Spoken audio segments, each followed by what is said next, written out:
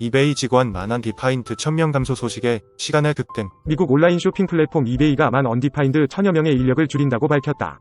23일 CNBC에 따르면 이베이는 회사 인력의 9%에 달하는 만 언디파인드 1000개의 정규직 인력을 해고할 계획이라고 밝혔다.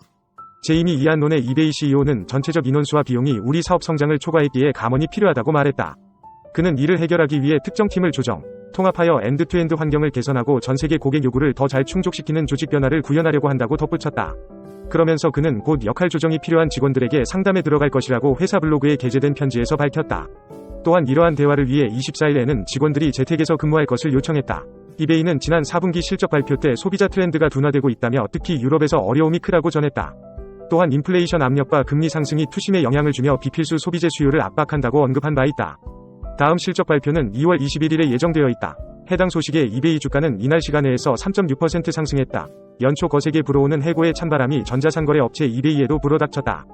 이베이는 23일 정규직 인력의 약 9%인 1,000명을 해고할 예정이며 경쟁이 치열해지고 소비자 지출이 둔화하는 상황에 따른 것이라는 설명을 내놓았다고 월스트리트저널과 로이터 통신 등이 보도했다.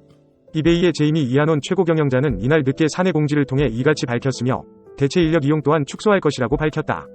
이안논 CEO는 공지에서 우리의 전체 인원수와 비용이 사업의 성장을 앞선다며 팀을 더 잘 구성해 업무를 신속하고 효율적으로 하며 더 빠른 결정을 내릴 필요가 있다고 밝혔다. 공시 자료에 따르면 이베이는 지난 2022년 말 기준 미국 내 6,800명을 포함해 전 세계에서 약 11,600명의 직원을 보유하고 있다. 한 해 전인 2021년 말에는 전 세계적으로 약 18,000명이 있었다. 이베이는 아마존과 월마트뿐만 아니라 중국 할인 쇼핑 앱인 쉬인 및 테무 같은 중국 소매업체들과의 갈수록 치열해지는 경쟁으로 압박받아왔다. 또한 미국과 다른 주요 국가들의 높은 금리와 인플레이션이 소비자 지출에 부담을 준 것도 악재였다. 이베이는 최근 분기에 수익 추정치를 상회하며 흑자로 전환했지만 소비자 수요 위축에 따른 연말 매출의 예상외 부진 전망으로 투자자들을 실망시켰다. 지난해 9월 30일 현재 이베이의 활성 구매자는 1억 3,200만 명으로 전년 동기 대비 3% 감소했다. 이베이 주가는 지난 12개월 동안 13% 하락했지만 같은 기간 S&P 500 지수는 21% 상승했다. 이베이는 지난해 초에도 전 직원의 4%인 500명을 줄인 바 있다. 이날 독일의 다국적 소프트웨어 업체 셉도 자발적 퇴사나 직무 재교육 등의 방식으로 직원 약 8,000명을 구조조정할 계획이라고 밝혔다. 유럽 최대 소프트웨어 업체이기도 한 셉는 전체 정직원 10만 8,000명 가운데 7%가 구조조정 대상이라고 전했다. 또 가구 업계의 아마존으로 불리는 미국 온라인 가구 판매 플랫폼 웨이페어는 지난주 발표한 글로벌 전체 직원 13%인 약 1,650명의 감원과 관련해 해고는 원격 근무자에 초점을 둘 것이라고 밝혔다. 웨이페어 경영진은 해고 문제를 본격적으로 다루기 위해 회의를 열었으며 원격 근무자가 해고될 가능성이 크다고 말했다고 WSJ 보도했다. 새해 들어 구글 모회사 알파벳, 아마존, 글로벌 자산 운용사 블랙록 등 주요 기업들의 정리해고가 이어지고 있다.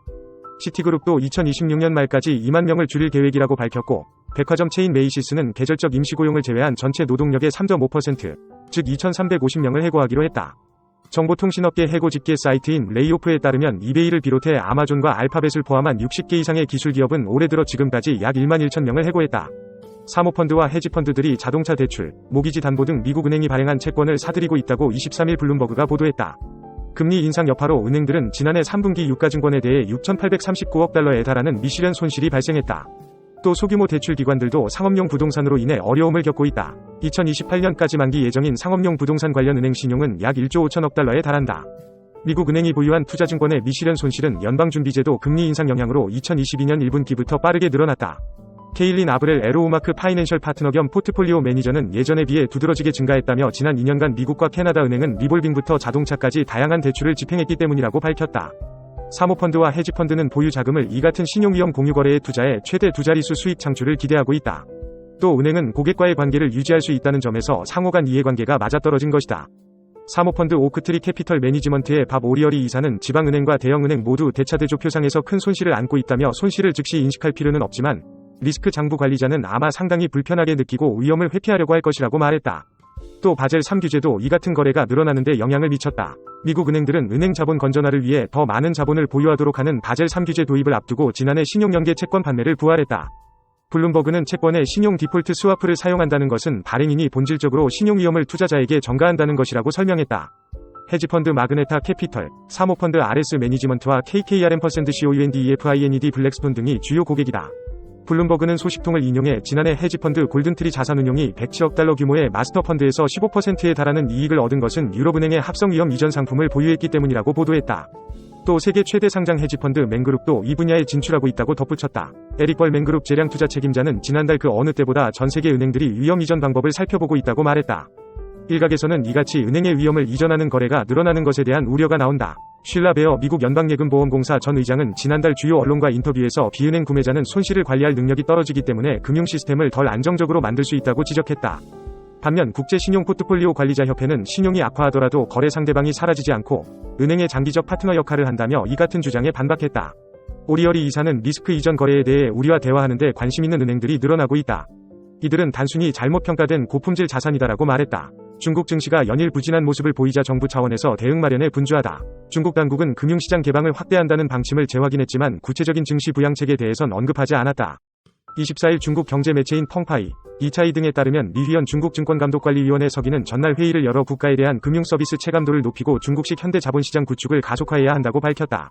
증감위는 우선 중국 특색을 갖춘 현대 자본시장 발전을 위해 중국식 현대화에 초점을 두고 자본시장 기능을 향상시키겠다고 밝혔다.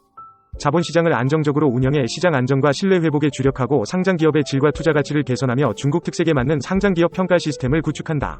투자 측면에서는 중장기 자금의 시장 진입을 늘리고 주식시장 안정성을 향상할 방침이다. 자본시장 개혁 개방을 위해선 주식 발행 등록제를 추진하고 자본시장의 시스템을 개선한다. 다단계 자본시장을 발전시키고 사모펀드와 벤처캐피털 펀드를 표준화하며 대외 개방을 추진할 예정이다. 자본시장에 대한 종합적인 감독을 강화하고 리스크 대응에도 나선다. 금융범죄에 대한 포괄적인 처벌 예방 시스템을 구축하고 모든 종류의 불법 비정상 행동은 무관용 원칙으로 대응키로 했다. 규제 투명성을 강화하고 금융 리스크의 배후에 있는 부패는 엄중히 처벌할 계획이다.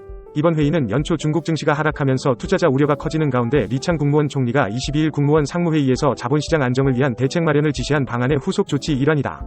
다만 구체적인 증시 부양에 대한 언급은 없어 당장 투자자 심리를 회복시키기에는 제한적으로 예상된다.